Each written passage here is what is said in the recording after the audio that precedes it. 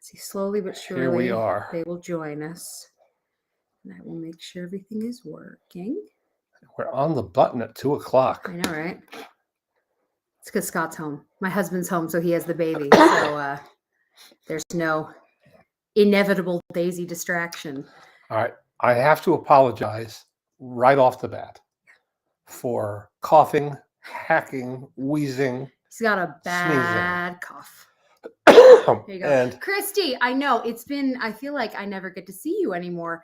And yeah, I'm sorry that you've been having the same issues with the streaming companies that we have. It's so infuriating, but what can you do? All right, this one's working. Now, we were not here last Sunday because we were at the Santa Barbara International Film Festival for the weekend. Yeah. And on Saturday night, I hosted a tribute to Jamie Lee Curtis. And it was fun. Yeah. I rarely... It was a blast. I rarely get to say that about those evenings. They're exciting. They're invigorating. Yes. My adrenaline flows. But this one was actually fun. Well, she is just, well, let's give everybody a chance to join us. Yeah, Christy, unsubscribed from MGM Plus. I still haven't, what I was able to do was get it to work on my phone, and I'm streaming from my phone to our TV because we can't get the app to work on the TV. It is too stupid for words and incredibly frustrating. Well, there's a question that suits you, Daddy. Brian says, do you think that Banshees of Inisherin is overrated? I don't get all the hype. He does. Yeah, I'm afraid, and it. Overrated may not be the right word. You didn't like it that much. Didn't like it. My wife and I saw it at a screening with a dozen people, and we didn't get it. It's not so much that we didn't like it as we didn't get it. We like everything about the setting, the two great actors, and their supporting co-stars. But I run hot and cold with Martin McDonagh and his work. I think we all do. In Bruges is something that I think everybody has strong feelings. We can all agree it's fantastic. It's one of the best. Wonderful movie. A disarming movie. You don't see it coming. No. It kind of just sneaks up on you, and there it is. It's so good. But Seven Psychopaths didn't do it for me. No, and it's a great cast. Yeah. But no, didn't work. And then it's sort of. I haven't seen his plays. I have to confess, I have not seen his work on stage. But this one just eluded me and my wife. The next morning, when I was skimming a few reviews that had already been posted, referred to it as a black comedy. It's like, oh. Well, we discussed that maybe that's what didn't work for you, is you didn't find it funny. Darkly funny or otherwise. Yeah. So hi, Amber. Daisy is doing well. Daisy is well. She is as crazy as ever, and I will tell you guys just how funny it was to have her on her first red carpet. She has been to several film festivals already, but this was her first time because in Santa Barbara. So to explain, if you weren't here the other day for us to explain this, my dad has been working the Santa Barbara Film Festival for 30 odd years. And several years ago, they renamed one of the awards, the Modern Master, after my dad. So it's now called the Maltin Modern Master. And which is slightly surreal. It's lovely. I just want to say, Kevin says he loved our podcast with Keith Scott. Isn't he fantastic? And he's reading the book. That's great. I'm glad. Yes, Daisy is talking. It's not English that she speaks, but she talks all the time. Yeah. She has some words, but you'd think she was talking. Lately, she's saying hi a lot. She says hi and bye, which kill us because the way she did hi. It's adorable. Anyway, so I knew with the Santa Barbara group that I could bring her on the red carpet and it wouldn't be a problem for anybody. It wouldn't be in the way. The only folks who would be coming in terms of doing the actual carpet itself would be my dad and Jamie. So it also wouldn't take away from anyone else, kind of a thing.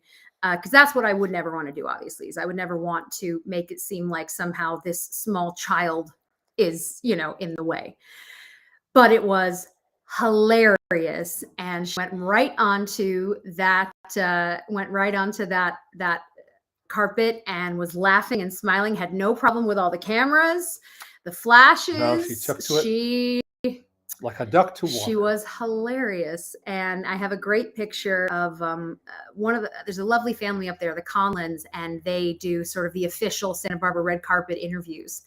And Harleen was interviewing Daisy, which was adorable. So yeah, it could not have been more fun. And then you had your evening with Jamie Lee Curtis. Now, in all the years I've hosted these evenings, and I guess I've done this spiel before, but it's been a lot of incredible Sean Penn, Kate Winslet, Kate Blanchett, Leonardo DiCaprio, Martin Scorsese, like it's Clint Eastwood, surreal. James Cameron. The interview is on YouTube, actually. The whole night is on YouTube. Almost all the Santa Barbara stuff is on YouTube. So I think that if you look for SBIFF, Santa Barbara International Film Festival, you should be able to find the interview. And other good stuff. Yeah, too. and many years of it. This is the first time the guest of honor has participated actively in choosing the film clips that we show. Because we trace the guest's career with the film excerpts, and then in between those, we talk about where they were in their career and how this film was chosen or selected or whatever. And Jamie had very definite opinions. I think the vibe you get from her immediately is you do not want to screw around. And I mean this as a positive. She is a force. Oh, yeah. She is a force. She knows who she is. She knows what she likes. She knows how she wants things done. She has a lot of wisdom to share, a lot of wisdom. Obviously, she comes from an incredible family of performers. But she is the kind of person where she takes control. Yeah. And I think that's why a lot of women look up to her, especially in the industry, because she very much takes control. And she did that with this. I don't know any person you've spoken to more in terms of the lead up. Normally, you might get some kind of, and I don't mean to say that she ran roughshod over. Not at all. No. Me or the festival or anything like that. But, sorry. No, the Daisy interview is not on YouTube. The Daisy interview was just something that Harleen did that was very funny. No. Daisy's official interview hosted. I'm sorry. Go on. We just had fun. We had fun. I was setting her up for anecdotes. I knew that she was ready and willing and eager to tell. Because we talked we emailed back and forth. I can show you. There's Daisy on the red carpet in her interview moment, living her very best Tiny Daisy life in her stroller. It was very, very funny. And stories. Great stories, yeah. And a great sense of humor, needless to say, if you've ever seen her anywhere doing anything. And is grateful. She has enormous gratitude and humility about her whole career. Yeah. One of my favorite stories is not a funny story, but it's a significant story. Is that after the first, she had no training. She never took an acting lesson in her life. Somebody saw her and said, "Hey, kid," and it was almost literally that. And they brought her over to Universal for a screen test. Universal, of all places, for a screen test. The irony will become clear soon. And they wound up signing her to a 7-year contract. And she starred in a short-lived TV sitcom called Operation Petticoat, which was based on the movie that her father and Cary Grant had made in the late 50s. So there's one coincidence. And then she did a very funny impression of herself doing this. When she went into the commissary for lunch, wearing her tight, very fitted outfit. Very fitted. She was playing a WAC, Women's Army Corps uniform. She sashayed. I think is that the word? Strut.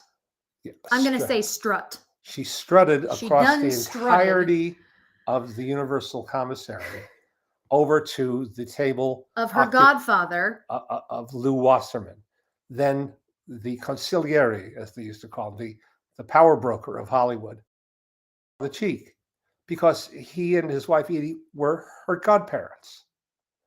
So she's had an interesting life, and is still having it. Yeah, very well. And obviously, this is because of Everything Everywhere All at Once. Yep. She's out doing events. Claire actually just texted me because she was at BAFTAs today and was standing behind Jamie, who turned around and said, "Don't I know you from somewhere?" Which is hilarious. One of our friends who came with us for the event is British, and her husband works for IMAX. And they are at the BAFTAs, because the BAFTAs, I guess they're over now, but they were happening. That's the British Academy. Yes. Of Film and Television. And she was there and she saw Jay. She said she's never felt cooler than when Jamie Lee Curtis said, "Don't I know you from somewhere?" She made a fantastic video for my friend's son, for Claire's son, and didn't ask. This is the thing. No. We're in the green room and we introduce our friend Claire to Jamie, and Jamie's very, very nice. And Claire says, "My 13-year-old son is going to be so freaked out when I tell him that I got to meet you and speak to you." She just took Claire's phone. She took the camera and put on the video and did a selfie video. Did a video saying, "Hi, Harry." And chatted him up for like a minute or so. She's just amazing. She really is amazing. And she just could not have been more kind or more generous. And even seeing her with daisies, with Daisy was wild. And she was playing with Daisy and, just very, very, very, very lucky and a wonderful moment. And I did get to meet her husband briefly because I was so excited to meet Christopher Guest because I'm a huge fan of his. And that was very cool shy too. Man. He's very shy. But I did get to tell him how much I love him. Yeah. And I told him that Fred, Willard, and Mary always said nice things about him. So that was very, very cool. Hi, Lynn. Christy's asking, in your opinion, do you think she has a chance of winning the supporting Oscar? Well, yes. Yes, she has a chance. Yeah. It's called 1 in 5. Yeah, really. There's this strong competition from, I would think, Angela Bassett. Would be, a leading candidate as well, because she's so good in Wakanda Forever. Yeah, but they're all good. That's why they're nominated. My favorite comment that she made about, so they watch clips on stage, and when they showed the Everything Everywhere All at Once clip, she said something that I thought was so interesting. She talked about how how she figures out her characters and what they need and who they need to be. And she said, "We've all met this person," the character she plays. She said, "We've all met this person at the DMV, at anywhere, and they take their job very seriously." And she talked about the fact that her nails had to be perfect. This character, her nails had to be perfect. That's the one thing she took real pride in, this character. And it just, as I say, it's fascinating when people talk about the small stuff. And I just think, I think it's awfully cool to sort of hear the little details, the little pieces. She also said, and all of our actor friends in the audience were blown away by this one, "Do not go back to your trailer." Yes. Do not go back to your trailer. We had just shown a clip from Knives Out. Yeah. And I asked her about working with Ryan Johnson, and Ryan had dropped in at a reception earlier that day. He was in Santa Barbara for another gathering. Yeah. And she confessed that he didn't write the part with her in mind, and she knew that, but it was a good offer and to work with a major director and a fun script. So she said yes and was happy she did. But she wound up being in more of the movie than Ryan had planned, because she was always hanging around on the set. And she said that's what she does. And it's been true of many of her other films. She said, "Don't go back to your trailer. Stay there and be present. And you don't know, but you might end up in more scenes." It also just, in general, it does. Yeah. It's the presence. It's being there. It's another level of engagement. Yeah. And making sure that they know where you are. And as I say, I had some actor friends who were there that night, and they just thought, God, that is such a brilliant little but big tip. Don't go back to your trailer. Yep. Stay there. Stay present with everybody. because you never know what could happen. And yeah, it was just the whole night was really, really neat. A couple of you are asking, and I will quickly tell you this story if you don't know yet. Yes, the car, all of it. So I shared yesterday that earlier last week, my mom's car was stolen out of our driveway. And the strangest part of it, there are many strange factors, Yes. but the strangest part is that we didn't know. Reason being, we're all in the house and we take each other's cars all the time. Because my husband and I share one car. So if he needs to go to work, but I have to go do something, then he'll take my mom's car or I'll take we trade him around. Yes, Lynn, you missed my dad. My dad has a really, really bad cough at the moment and he's powering through. But yeah, so it was not till later in the day that we were all home and went, hey, wait a minute. Where's the car? And your go-to, at least my go-to, is denial. Well, it's something. There must be a reason. Must be a reason. Something's wrong. Except there wasn't. There was no reason. The car was just stolen out of the driveway. And so then I did what any logical person would do. I Googled and I said, "What do you do when your car is stolen?" And it said, "Go to the police station and call." What's the road one? AAA? No. Like the police, CHP. Oh.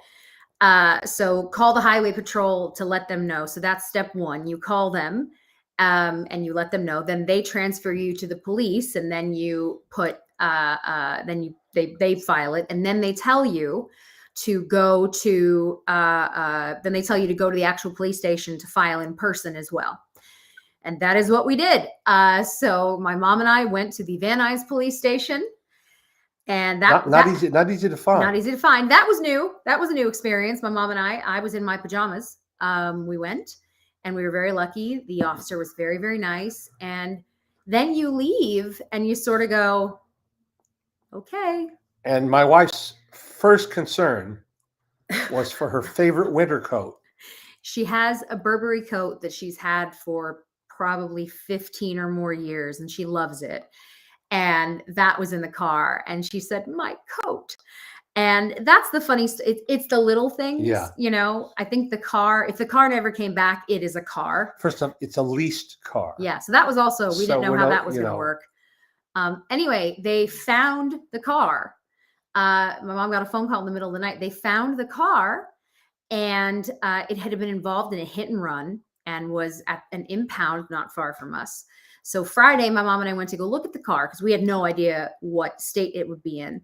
It was banged up in the front, but I think they'll be able to fix it. They did steal a few things out of the car. Not her jacket. Her jacket stayed, but a few other smaller things. But yeah, at least they found it and it's there and it's safe. Apparently the person who stole the car and hit people, those people did get hurt, but they can't really tell us more than that. And we won't really know anything. We really won't know more than what we know. But yeah, so now we just wait for insurance to do everything. And we did not have cameras installed at our house, and we've now put those in. It was one of those things where you kept going, well, later, we'll put it in later. And then, so they're in now. And it has been wild and just a crazy, crazy week.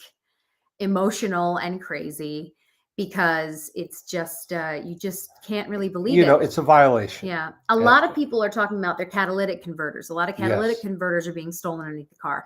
But our whole car was stolen. So, but yeah, as I say, what matters, and it's what matters, is we're all fine. Everything's fine. It's all going to be fine. Yeah. It was just an upsetting thing to have happen. Yeah. So that is where that stands. I appreciate all of your sweet messages. They also did not take. Daisy had a.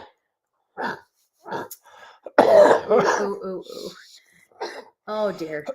Sorry, folks. Oh, just breathe. Just take a deep breath. Take a deep breath. I'm trying to do. I know, poor daddy. Oh. He's going to his doctor tomorrow. But yeah, that's been fun. That's been a new experience for sure. But as I say, the police could not have been nicer. So I'm very grateful to that. And that's what I was starting to say, is that they didn't take, I have a car seat base in my mom's car for Daisy's car seat, and they didn't take that. So let's say it's the little things. Or her handicap placard. They didn't take my mom's handicap. Yeah, so it was each one of these things that is it's intact a small annoyance is now saving us the trouble of having to get a new handicap, all that kind of stuff. Yeah. No, my dad did not get to go to the Oscar nominees luncheon. They changed things up this year, and they changed a lot of it up, and he didn't get to go this year. But we will in a few weeks be on the carpet in the weeks leading in the week leading into the Oscars. I always do a live stream. I always do a live stream with my dad from the carpet just because it's a lot of fun to watch them build everything. I always enjoy that. I know you do too. It's fun to see behind the scenes of this thing that is broadcast all over. Yeah. And it looks so glamorous. And then you're there in person and there's the guy with a nail gun, and it's very funny. Is there rain in the forecast? Well, I mean, it's a ways away, isn't it? Oh, that's right. We're still not till March. I forget. Yeah. I mean, the only nice part of it being so long, and there's very little nice about it being stretched so you mean long. The award season. The award season. Having it be stretched is a pain in the ass. Yeah. Yes. Is that like people like Jamie get to still be an Oscar nominee and sort of be focus of attention. Yep. For some weeks. I didn't show you this yet, but so Tom Cruise was at the Oscar nominee luncheon. He didn't do any press beforehand, but everybody got selfies with him, like all the people in. Funny. So there are these wonderful photos of him because he said yes to everybody, big smile on his face, and he took pictures with, I mean, damn near every person in that room. Everybody wanted a photo with Tom Cruise, and that's another one of those things that's kind of wonderful. Is that event sort of democratizes the process and in a very endearing way. But also just the idea that people are still going to be starstruck. Yeah. And you're going to be starstruck by Tom Cruise because he's Tom Cruise. Yeah. However you feel about him, however you feel about his films, the man is a bona fide movie star. And I just loved seeing all these pictures. I say big smile. He's genuine. We know this about him. He's very genuine. And he gives people his time, which is not something everybody does. I worked with him a long time ago. I love those pictures so much. And I can tell you exactly when, because it was for Paramount's 75th anniversary. And the year was 1987. And I was working at Entertainment Tonight. And my boss said to me, Tom Cruise has agreed to host a 3-part series for Paramount's 75th. You'll write the scripts. Okay. Sounds like a good assignment. So I did, and I tried to. He had a publicist I was not terribly fond of, and there are good reasons. And I kept saying to her, "Can I just talk to him on the phone just to hear how he speaks, the rhythm of his, his voice?" No, he'll do anything you want to do. Tom said, Paramount's approved it. It's fine. He'll do it. It's not a matter of approval. It's a matter of trying to write for him. She didn't get it. So I wrote it, and we shot it at the Astoria studio in New York City. And Bob Heath, one of our field directors. Can't find the photo. I was trying to find it. Oh, too bad. I have it somewhere on my phone too. Yeah. And he came, and he could have brushed this off in like 45 minutes. Yeah. It was an intro and an outro, so 6 pieces altogether, 3-part series, intro, outro. And I promise, guys, we will get to Raquel Welch. I promise we'll talk about Raquel Welch. And he didn't brush it off. He took it seriously, and he wanted to be good. Now, he'd never done anything like this before, which is to say, to play the camera. He's an actor. He's used to playing opposite another actor and reacting to that actor. And it's a very different thing to learn how to be personal, looking into that lens, and how to feel natural as yourself. So we spent the whole day doing it. And when I brought the tape back to LA the next day, and we popped it in one of the edit bays, several of our female, this is 1987, they didn't care. They were just sort of happy to see Tom Cruise. Yeah. but he was great. And John Elway, the Super Bowl star, was shooting a commercial on the next soundstage in the same facility. He came over to say hello, and it was a very interesting day. Yeah. And it gave me a very strong impression about Tom Cruise and his work ethic. And I'll tell you that you really won't hear anything otherwise. Yes, I promise. Stella Stevens and Raquel Welch. I promise. Stella Stevens, oh my heart. So yes, well, I had a crush on Stella Stevens, and as I'm sure many other red-blooded heterosexual men and women, males, yes, men and women, I think. Va va voom, as they used to say. And I got to meet her a couple of times. She was very, very nice. She told me about her dilemma at the time that I met her in the mid to late 80s, let's say. She was hard to cast because chronologically she was already in her 60s, maybe even edging 70s. But she still looked attractive. Didn't look like she did when she was 25 years old, but she looked attractive. So you couldn't cast her as a grandma. Right. She didn't look like a grandma. It's tricky. Yeah, it frustrated her somewhat. She wasn't bitter. She was just telling the truth. Raquel Welch, I read a very good essay in the New York Times, which if you have access to the New York Times online, I recommend reading, about how Raquel Welch never stopped being a sex symbol. No.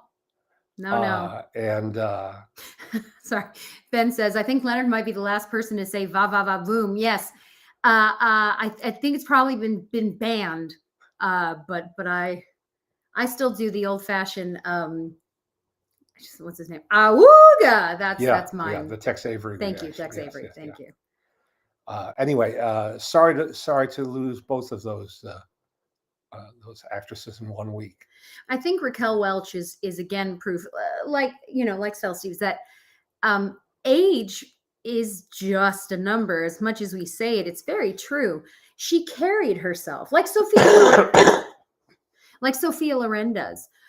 They carry themselves beautifully. Yeah. And they continue to be sexy and powerful, and they just have a way about them. Yeah. And I think that that's one of those. So a bit like, as we're talking about Jamie Lee Curtis, when you look at her, I feel like you can sort of feel her power. You look at her and she exudes a lot of strength, which is real. And I feel like Raquel Welch had that, where you just saw her and went, yes, ma'am. Yes, the other, and then obviously this morning we found out about Richard Belzer. Did you ever meet him? I don't think so. Because what's interesting is to see, it's not a positive, but it's always cool to read all the different people's memories and experiences with people. So seeing, not just because a lot of people don't know that Richard Belzer was a comedian. A lot of people don't know that part of his life. They only know him as a cop. He was a stand-up. But yeah, and a very successful stand-up too. That was a huge part of his life. So you have, not only the actors who worked with him forever, but a lot of comedy guys saying, man, this is a tough day. And that's sort of, I think it was Norm Macdonald was one of the ones when he passed not that long ago. Someone said he was one of those comedian. Mm-hmm. He's someone that made other comedians laugh. They said the same about Bob Saget. There's a handful of people who have that kind of a reaction where, you go, gosh, there's so much life in them. A lot of people don't know, this is a skip, but John Hamm was in the comedy world when he first came out to LA. And so some of his closest friends are people like Patton Oswalt, because that was the thing that John Hamm was into when he first moved here, what is now probably 20 odd years ago. More. Well, no, when we interviewed him, he said 20. So I'm going to guess that that's like 25. Okay. Give or take. It's the only reason I can guess it. But yeah, Richard Belzer was in a Sesame Street insert with Murray's brother before they were well known. In that, people, again, careers. You work with all kinds of folks. It's a funny one.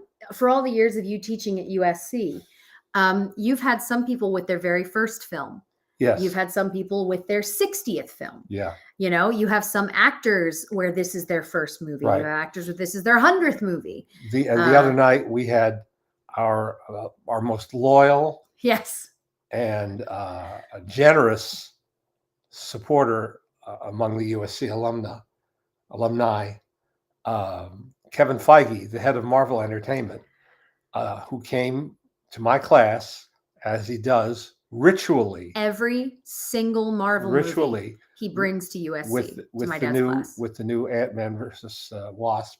And he makes a point to be there and bring it. He usually brings the director. In this case, he brought the composer, Christoph Beck, who was a very good guest, very welcome guest.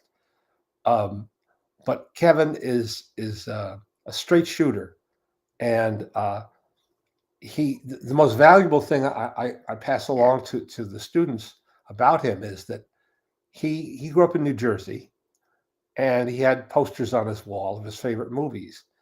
And he noticed at one point, he put two and two together, he realized that all of his favorite movies seemed to have been made by people who went to USC Film School. So that's where he simply had to go. He got in, but he didn't get into the cinema department. So what he did was every weekend he would go to the bulletin board. They used to have physical bulletin boards with push pins and thumbtacks and things like that.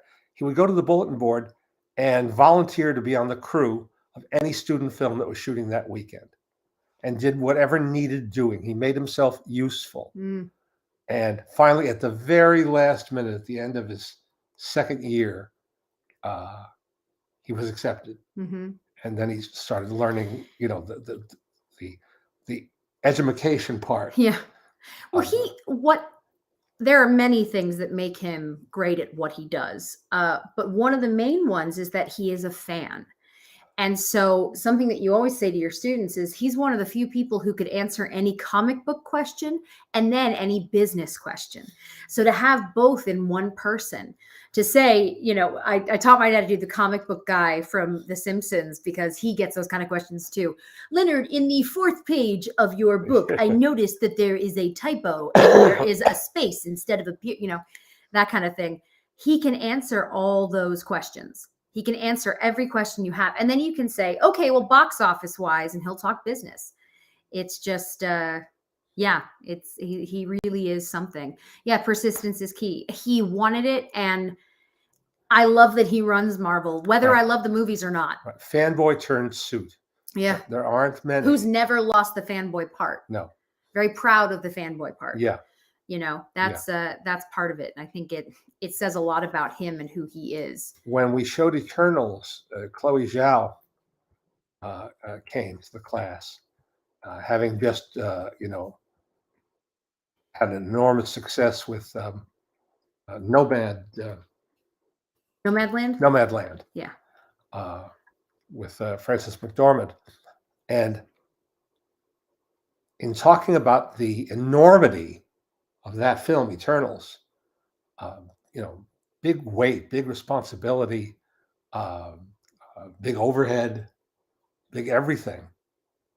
There were some mornings when she was kind of paralyzed. She said this, I'm not telling tales out of school.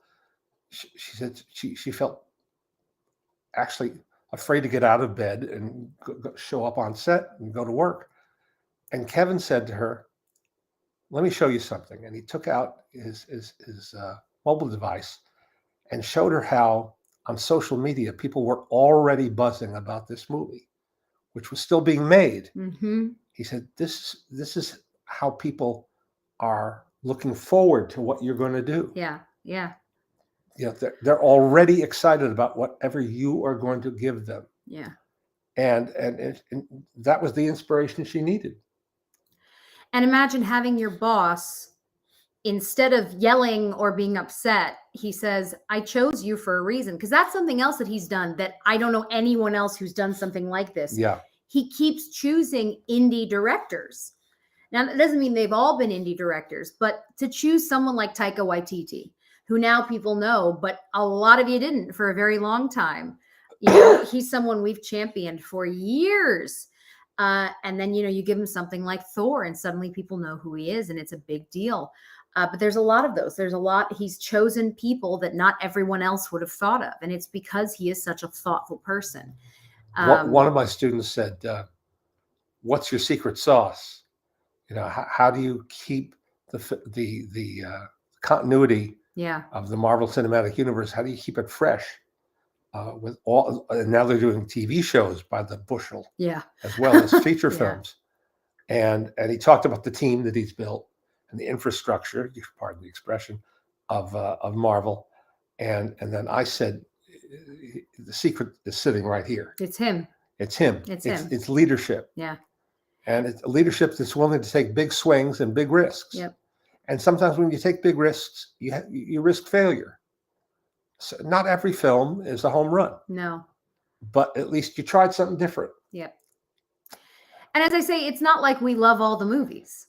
It's not like we love every single thing they make, but you can still have a great deal of respect for the person in charge.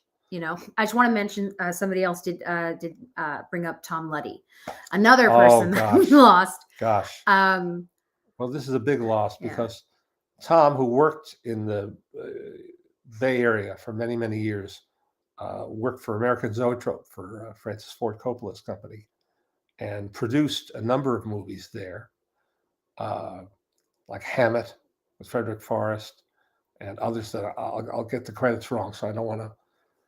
But Tom was a co-founder of the Telluride Film Festival, and as such wielded a lot of influence and a lot of baseball caps. His favorite thing to do was introducing people to each other. That's how I'll remember him. That's how I thought of him the other day when I was thinking and pondering, his death. He's been ill for a little while, and nothing gave him more delight than saying, "Oh, Len, have you met so and so?" As the new director that he had championed. Yeah. And he did a lot of good. He did a lot of good, not only by selecting films and giving boosts to young filmmakers through the festival, but because it didn't stop there. Yeah. It didn't stop there. He wanted to go even further. He wanted to make alliances. And those things, who knows how many associations wouldn't have happened if not for Tom. Oh, yeah. So, well, that's, So rest in peace, Tom. It's the fact that he's gone and that Bill is gone. And Bill Pence, who preceded him in death by just a couple months. Yeah. They're creating a new film festival in the sky, shall we say. We like to think so. But, it's people, again, talking about vision, right? Someone has to have a vision. Yeah. And someone has to then figure out how the hell to make that vision a reality. Yeah. And there are those people who will just figure it out and find a way. And they're the ones that you can look to. As I say, whether you like what they do or not, it doesn't really matter if you like it or not. It's just the idea that they will sit and go, all right, here's what I want to do. I want to start a film festival in a town that's hard to get to. In a town that's very hard to get to, in a box canyon. In a box canyon, which means it has a dead end. It has a dead end. You don't pass through Telluride. You can literally hit the mountain. Yeah. If you keep going, you go into a mountain. These people have all had great influence on our lives. Yeah, very much so. Yeah. I was just say, Tom, to a kid, Tom did not know how to talk to kids. That was not his forte. So one of the things I loved was when I got old enough that he could sort of figure out how to talk to me. And that always made me laugh. I must have been a teenager. And I attempted to sort of have like an actual conversation with him. And I think he looked relieved because he just, like a lot of our friends, they know how to talk movies. And that's the language that they can speak. Mm-hmm. And I laugh. And of course, we think about Alice Waters, who he brought into Telluride. Dear Alice Waters. And she adored him. They adored each other.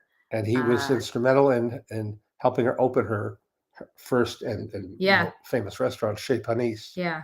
Up in Berkeley, and which was inspired by the films of Brain is a terrible thing. It's a curdle on you. Yeah. Marcel Pagnol, the Marcel Pagnol films. Yeah, he introduced Tom introduced her to film in general. That was sort of what he did, and it inspired her in many, many ways. Craig is mentioning we lost Burt Bacharach, Hugh Hudson, Carlos Sara, and Gina Lollobrigida. Yes, Gina Lollobrigida. I got to spend an hour with Gina Lollobrigida at the TCM Classic Film Festival 5-6 years ago, interviewing her. She was another one who retained her regal presence. Yeah, you know, she was a diva, not in terms of temperament. She was a presence in the operatic sense. Yeah, a diva. Yeah, you know. You knew you were dealing with somebody special. Yeah, this is not someone who just wandered in off the street. No. To put it mildly. Yeah, and Burt Bacharach. I mean, all these people. This is the thing, right? Is that you look and you see all of these incredible people passing, and where we're lucky is that because they are artists with art that lives on without them. Yeah. Whether it's music or it's film or it's television, we don't ever really have to say goodbye. So that is sort of that's a bonus. I guess, those things stay forever. And then for someone like Tom Luddy or for Bill Pence, they built Telluride. Yeah. And no matter what happens to the festival could end. It doesn't matter. This is something that they made, and that has had such an effect for so many people. Lasting. I mean, there are folks like, we've talked about this before, but Barry Jenkins and I used to serve popcorn together in Telluride, because one of the ways that young people can go is they can offer to volunteer. And then you work one of the concession stands and you get to see movies. That is what Barry Jenkins did. Now he's one of their programmers. If you want something, you figure out a way.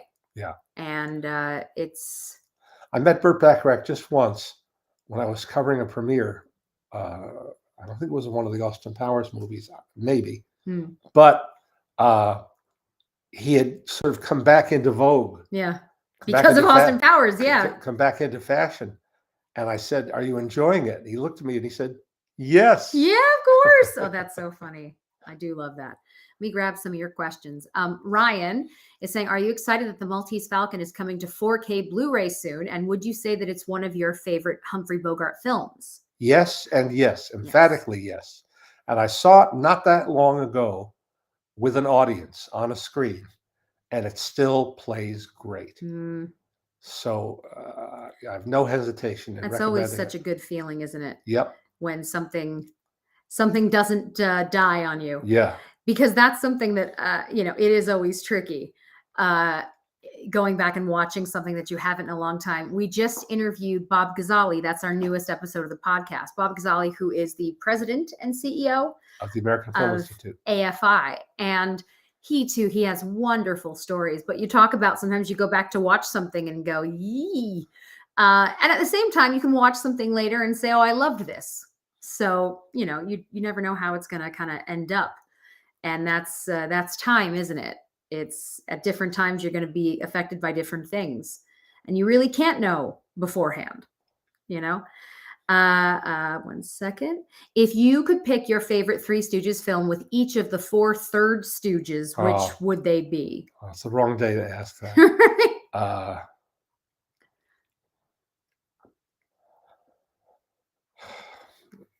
In the Sweet Pie and Pie, probably for Curly, or Microphonies, which is it'll be a tie. A tight tie. I get it. With Shemp, Brideless Groom, with Joe Besser. I'll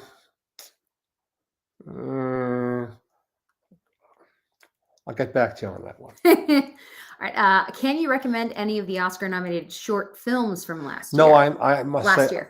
Last year. No, I can't. I can't. We don't, that's a tough one always, because trying to keep up with everything, and this is true in general, trying to keep up with all of the films that get nominated, it can get overwhelming at times. I wish I had a good answer for you. Yeah, I will tell you that, and it's not like it's news, but many of those Pixar shorts are just fantastic. So many of them. Oh yes, are really beautiful. They believe in their and the woman who was nominated, the animated film, Turning Red or something Turning else. Red. Yeah. She did a charming short that I think did win the Oscar, and that's what gave her the Was it Dumpling or the something boost. else? Yeah. Let me tell you why I don't like Dumpling. It's terrifying. It's a short. It's good, I guess, if you don't mind people eating their babies. But details. Yeah. It's an odd one, but I like it. Did you see Heaven's Gate when it was first released? Yes. And what was your response? That it was too everything. It was too long. It was too meandering. Yes, it was impressive looking, but it just didn't have that spark. Jerry posted a photo. Marcel was at BAFTA. Marcel the Shell was at BAFTA. Great. That's one of the best things I've ever seen. Thank you for sharing that, Jerry. It's hard to see, but there's little Marcel the Shell. That's fantastic. That's fun. That brings me joy.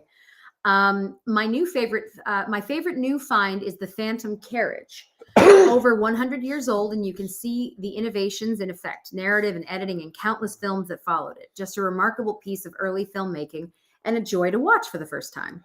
I got to see the best surviving print. I forget who restored it at Telluride just 2 years ago.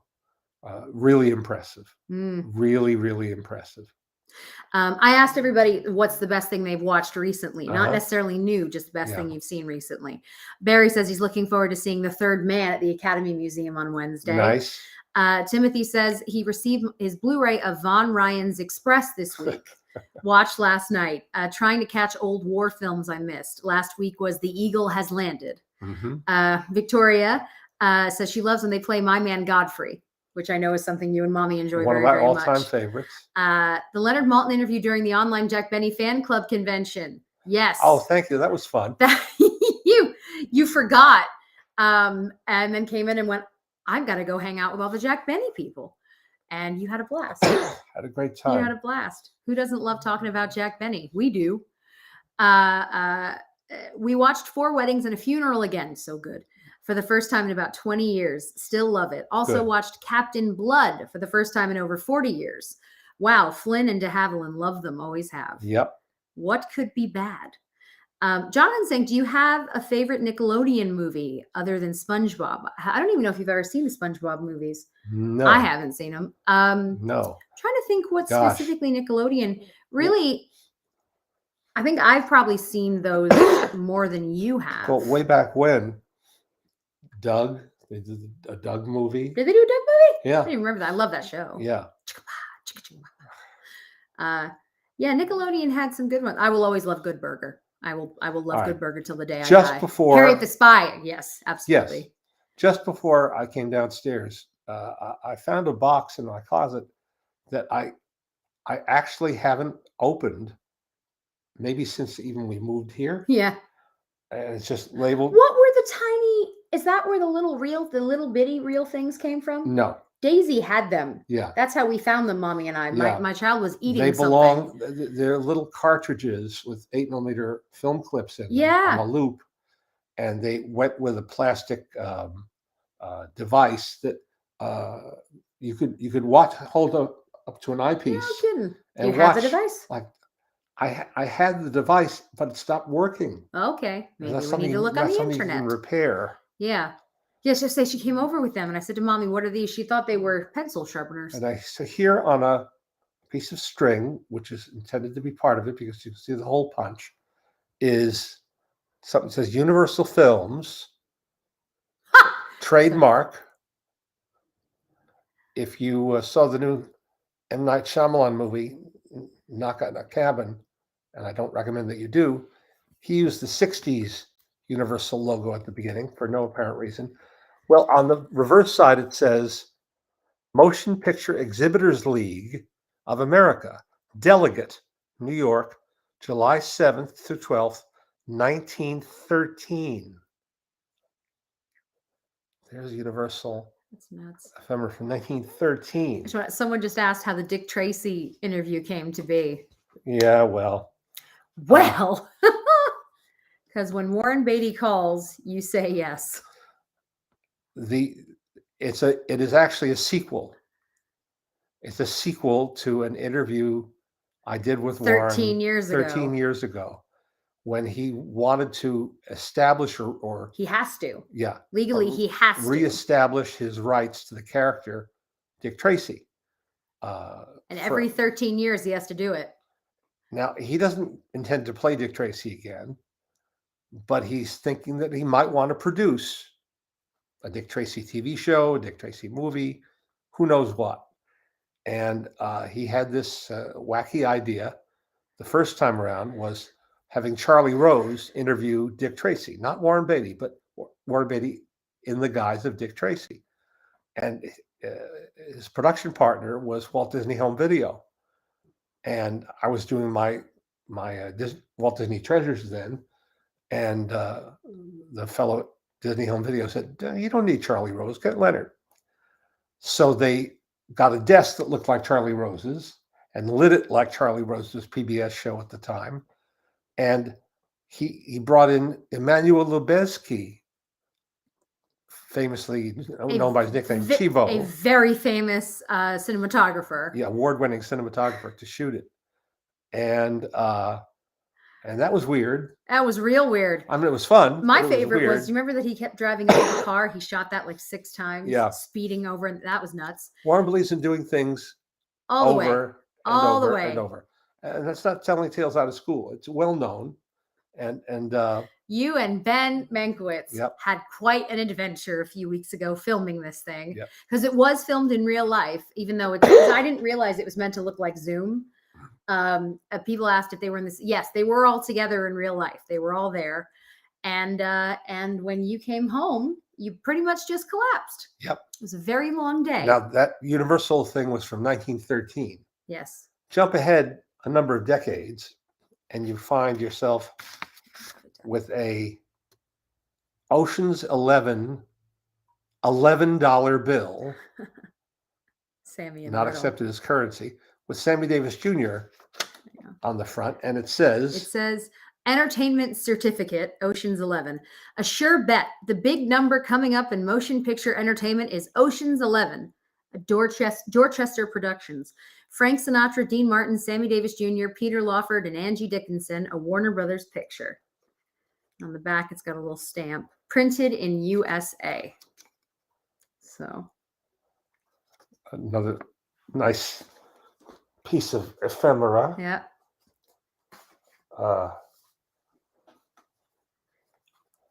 Here are the curler used by the stars. Rapid Day Curler. 10 cents each card. And who is on the card but lovely Betty Grable.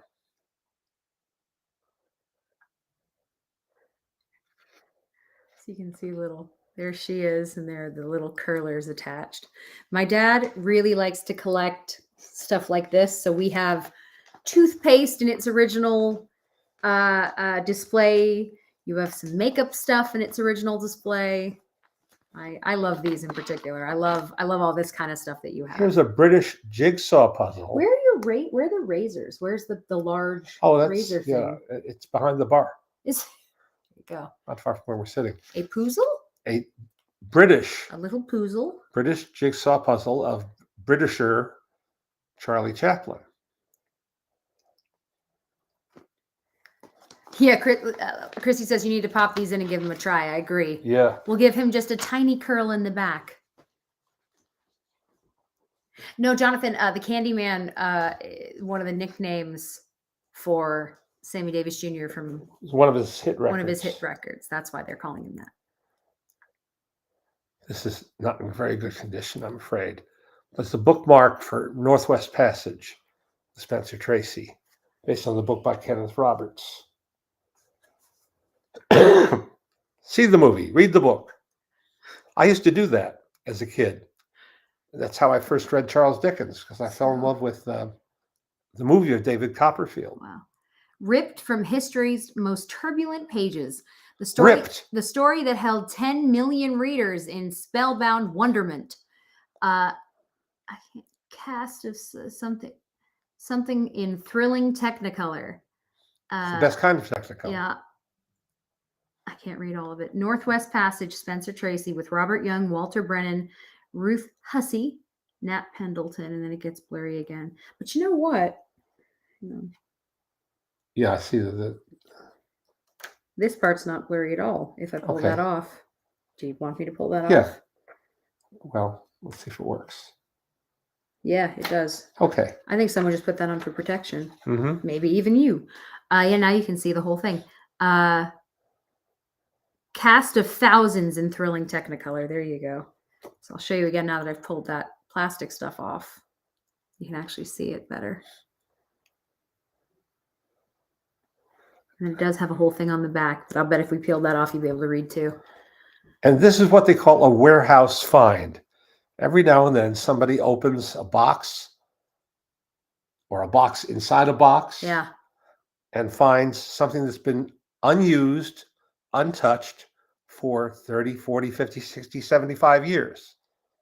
This is a carton, obviously not yet formed as a carton, for Bing Crosby ice cream. You know, Bing Crosby ice cream. Who doesn't need that in their lives? I do. Let's see. Pledge of quality. The ice cream manufacturers whose name appears on this pack has formally pledged the ingredients used in the making of Bing Crosby ice cream to be of high quality and processed according to and in compliance with the rigid specifications as set forth in our cream of the plus. I don't know, quality formula. Sorry, cream of the stars. That's what it says. You know, cream of the stars. Please don't die. Oh, Daddy. I got an emotional reaction to the oh, Daddy. Bing Crosby ice cream makes you very emotional. I totally get it. The cream of the stars. The cream of the stars. That is a phrase no one should use. Fantastic. The cream of the stars.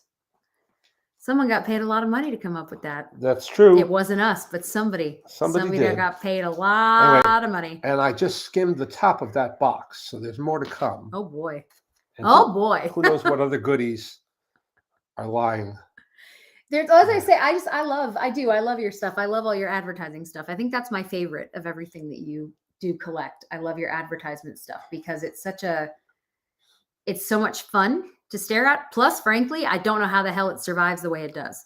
Well, that's so much of it looks so good considering its age. You know, that's something that Bernie Shine taught me. Yeah. Early on, Bernie said, in the 30s and 40s and 50s, people didn't anticipate collecting. Right. Yeah. This stuff. It was used. Yeah. It was meant to be used. Yeah. So if it survives intact, oh, Daddy, it's a miracle. Yeah. Breathe. Oh dear. Dad. Oh dear. Take a deep breath. Want to do this. He didn't want to choke in front of you. Did not want to choke in Literally front of did not want to choke in front of you. What were your favorite documentaries this year? Well, I showed one of them to my class last week and they really liked it. And that's All That Breathes. Which it's so funny that would be it because we just started watching it. Mm-hmm. It is on TV already, All That Breathes. If you have cable, it's on there. Maybe HBO? One of them. One of them. All That Breathes is really interesting. And it's a film, took 3 years to make. Doesn't look like it, but they had enormous patience. Needless to say, enormous patience. They were willing to wait and just let things happen. Mm. And because the filmmaker and his crew, his fairly small crew, were willing to wait, he described it as, people always say you when you do cinema verite, that kind of film, fly on the wall type of film, after a certain amount of time, your subjects forget you're there. Yeah. And you wonder, well, is that really true? You know, do they really ever forget that you're there? Well, he said, you want to wait for the first yawn. Huh. First time somebody yawns, knowing they're on camera. That's really smart. That means, they're no longer hyper aware that you're filming them.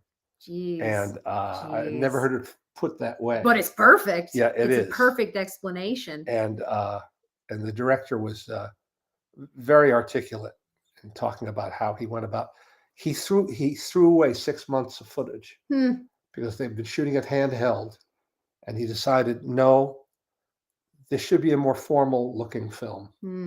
And they set up tracks and they set up tripods, and that's how he shot it instead. And it's a film that sort of pulls you in, not quickly, gradually. And my class of 20-somethings, who are used to a fast-paced universe, went with it, and we're very glad that they did. The one I always think of in terms of forgetting that they were there is something like Queen of Versailles, only because you go, why would you let them keep filming? Then you realize some people just don't. We know this. Some people don't see themselves. Well, we don't. But that's one part. Many people don't see themselves, so they don't realize they look terrible. That they can come off as just terrible human beings.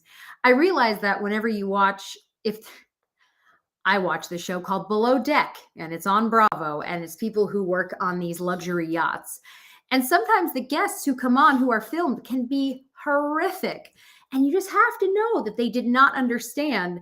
They didn't see themselves that way. Because otherwise, why the hell would you go on television? Well, that was the secret of Frederick Wiseman, is the secret. Yeah. Frederick Wiseman's documentaries, starting with Titicut Follies and all that followed, High School, and all the many, many, many documentaries he's done. He was trained as a lawyer. So he had them sign releases right away, instantly. And they all signed releases because they didn't think they'd done anything that made them look foolish or cruel or Well, look, I don't. When I was younger and reality shows were starting to happen, and there were things like Real World and Road Rules on MTV, they looked so cool. Everyone wanted to sign up for them. I did. I wanted to sign up. They looked like so much fun because we didn't understand. We didn't understand, and they weren't the way they are now, because they weren't setting out to make fun of you. They really were trying to capture some reality. Now it's a whole other monster, and I don't get why people, but it doesn't matter.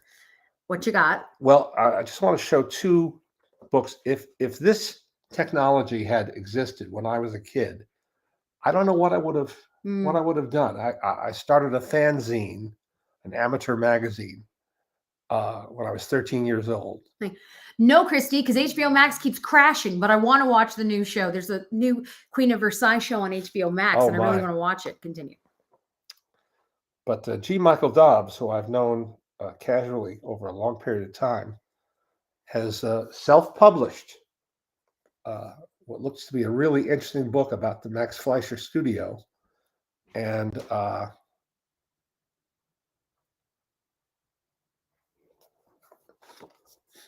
with a great cover, and it's a well-designed book. He has spent decades accumulating this material. I'm saying this genuinely. Is he meant to look a little bit like Hitler in that photo? Because the mustache, just a little bit of... No? Okay. That's just the way he looked.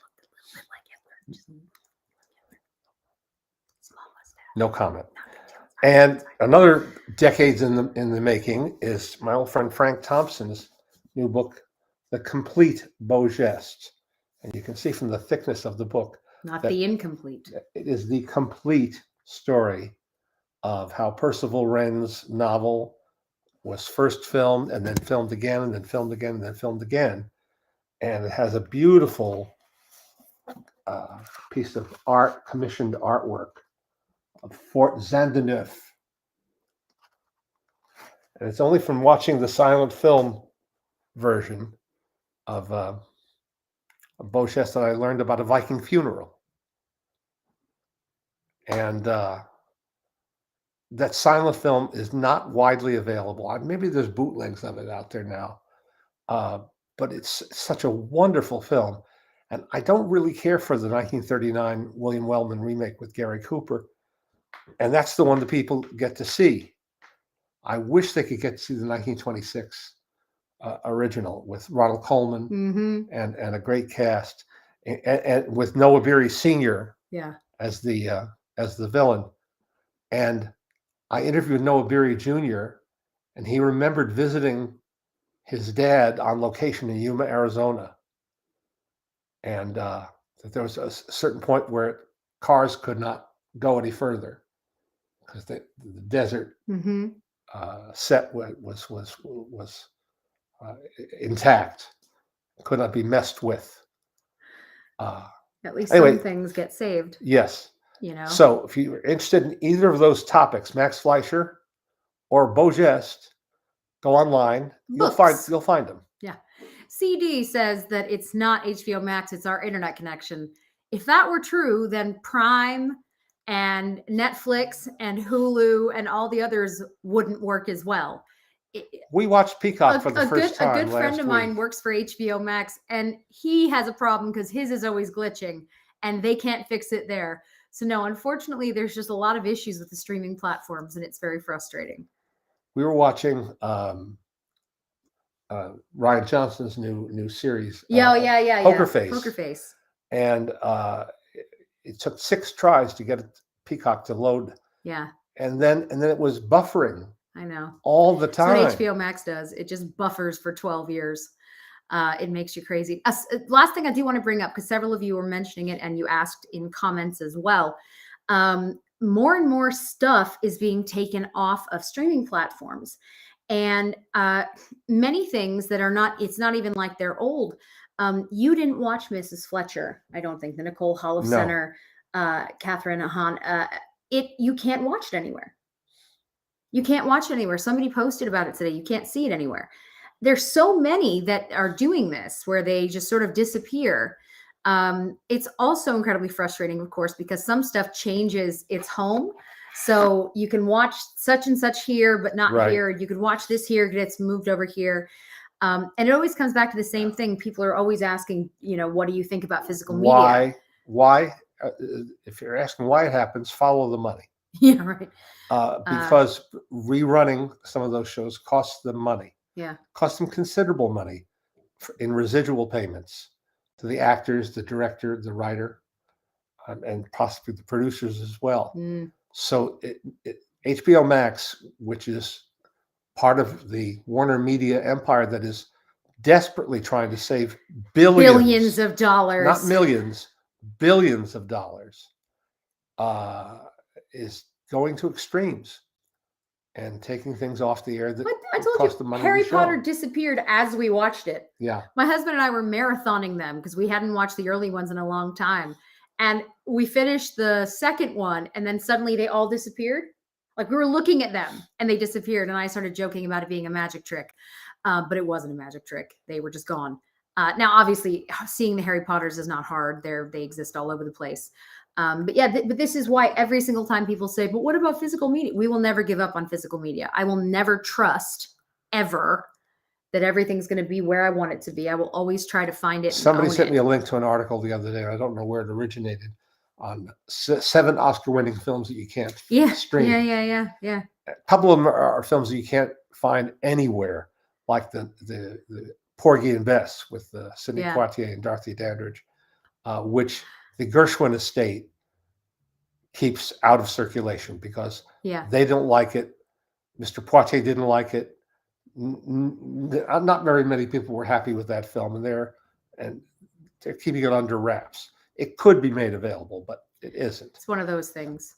But there are others where it's just they don't think there's a demand for certain films. Yeah. And unless you're willing to purchase Criterion DVD, then you can't watch it at home. Yeah. CMLEIDIE. What is your name? Because I know that you always comment, and I don't know how to refer to you because I can't pronounce what that is. I love this comment because it what you're saying would make sense. People thought logically. What is the point of saving billions if you're alienating fans of your future content? You take your logic out of here. Chris. Hi, Chris. You take your logic right out of here. Hi. Did you wake up? Look at those red cheeks. Hi, Bubba. Come here. We're going to get a cameo appearance. Come here, you. Hi. By the newest star. Hi, smiley face. You just woke up This and you're all red. This is my red-faced granddaughter, Yeah. Daisy. This is my daughter, Daisy. Say hi. Hi, everybody. Hello, everyone. I just woke up. Yes, I did. And she woke up smiling. Oh, she always wakes up smiling. That's a good thing. You say hi, Rachel. Hi, Ryan. Hi, Christy. Hi, Jamie. Hi, Stephen. Hi, everybody. Hi, Anna. Hi, Sean. Hello, everyone. You look at your hair. You're a mess. You're a mess. You're a mess. Do you see yourself? Is that you? That's you over there. I know. Cutest kid in the world. Hi, Jim. Hi, Victoria. Hello. Say hi. Hi. Okay. Yeah. Okay. Thank you, everybody, for joining us. Thanks for joining us. We always love to spend some time with you. We will see you next Sunday. Hi, Ryan. You're looking at your silly hair, huh? Your hair looks funny, doesn't it? Because you just woke up. Okay. Well, everybody, as I say, we'll see you next week. She looks ready for a Little Rascals short. You do. You absolutely do. We'll see you next Sunday. Everybody, please stay safe and take good care of yourselves. And be kind. And be kind. Oh, we're drinking. She's got a drinking problem. I'm very sorry. Say bye-bye. Bye-bye, everybody.